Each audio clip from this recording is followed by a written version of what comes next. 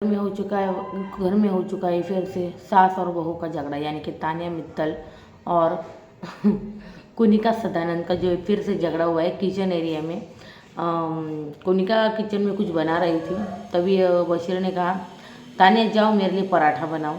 तान्या गई, कुनिका ने देखा, कुनिका ने कहा तुम यहाँ दूर हो जाओ मेरी नज़रों के सामने, अगर तुम यहाँ रहोगी तो मैं यहाँ नहीं रहूँगी, और अगर मैं यहाँ रहूँगी तो तुम यहाँ नहीं रहोगे।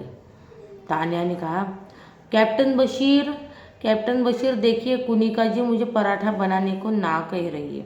तो बशीर आया, तो कुनिका ने कहा बशीर अगर ये यहाँ रहेगी तो मैं यहाँ नहीं रहूँगी, और अगर ये यहाँ आएगी तो मैं किचन का सारा काम छोड़ दूँगी और मैं किचन का कोई काम नहीं करूँगी बशीर।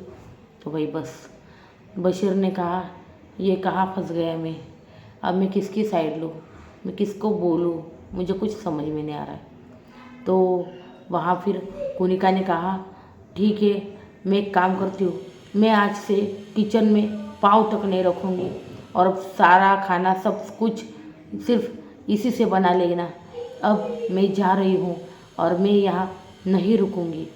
तो भाई इसके ऊपर हो चुका है भाई तान्या और कुनिका मित्तल पर झगड़ा, और वजह बना है बशीर ने कहा था भाई पराठा बनाने को, बशीर को लगा मैंने कौन सा गुनाह कर दिया पता नहीं पराठा मांग के, तो पराठा के बनाने को कहा उसने तान्या को, और उसके ऊपर जो है मतलब कुनिका भाई बहुत जो है नफरत करने लगी भाई तान्या से।